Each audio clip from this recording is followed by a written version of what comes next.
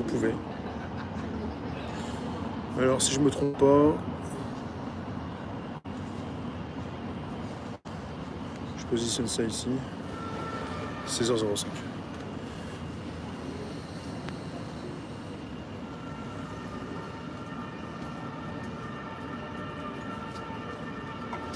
Ok, pas de souci. Le mois prochain, quand tu veux. J'ai sur Facebook une personne qui s'appelle Vanda qui me dit Rémi, ne sois pas si négatif. Non, non, mais je suis pas là pour être négatif, je ne suis jamais négatif. Je suis là pour envisager les choses. C'est pour bien comprendre un petit peu ce qui s'installe. Mais on n'est pas à l'abri de surprises, mais bon, il y en a pour qui c'est un métier, hein, tout ça, ils sont payés pour. Je vous le répète, je pense que quelque part, je serais aussi très content si j'avais souhaité être député pour être au milieu de ces personnes et puis faire ami-ami, copain-copain. On se met sur la tronche par caméra interposée et puis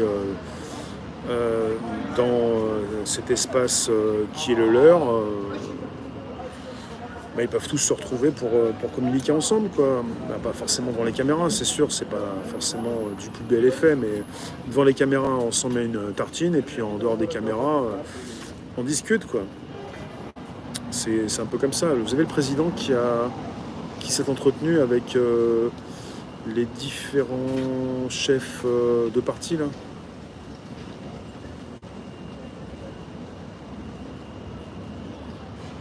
Alors, il y a beaucoup de commentaires, je ne peux pas tous les lire. En tout cas, merci de votre présence ce jour.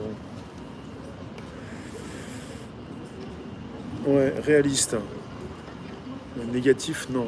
Négatif, c'est quand on dit que c'est foutu, il n'y a pas de solution, on en a marre, on va jamais y arriver, et patati et patata. On est lassé. Sérieux, je crois que l'on ne sera plus jamais surpris, nous. Ouais. Pourquoi vouloir toujours entendre du positif? Le négatif peut nous aider. Oui, non, mais surtout quand ça concerne une réalité. Enfin, celle qu'on peut expliquer. Je ne suis pas là pour être sûr de cette réalité, mais en ce moment, je suis de plus en plus. Je l'ai revu il n'y a pas très longtemps. J'ai revu un morceau de ce film. Je pense aux affranchis, quoi. On est en face à des personnes qui sont affranchies. Vous connaissez, vous avez vu le film? Revoyez-le si ce n'est pas déjà fait. Un chef-d'œuvre de Scorsese, Les Affranchis. C'est un endormissement continu. Satisfait du résultat des législatives, je vais espérer qu'il y aura enfin une opposition dans l'Assemblée nationale. Une opposition. Une opposition. Une opposition. Bah, quelque part, il y en a beaucoup qui sont venus, quoi. Ils reprennent les mêmes. Il y a des nouvelles personnes qui vont être affranchies aussi. On va leur dire voilà comment il faut faire.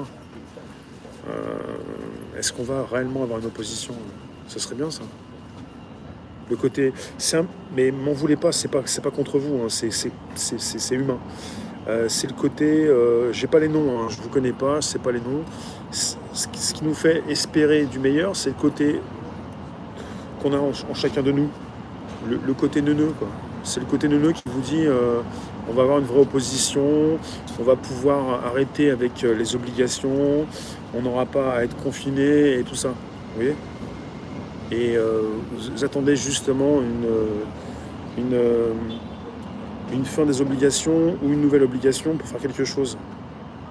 Mais peu importe.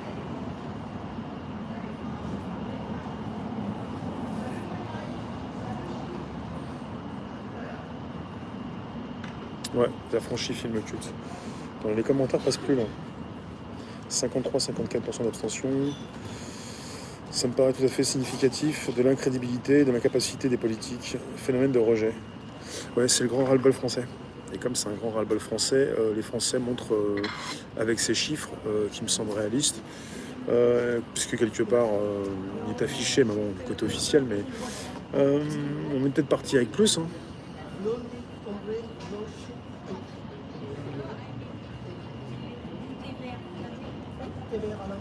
On a peut-être les chiffres officiels.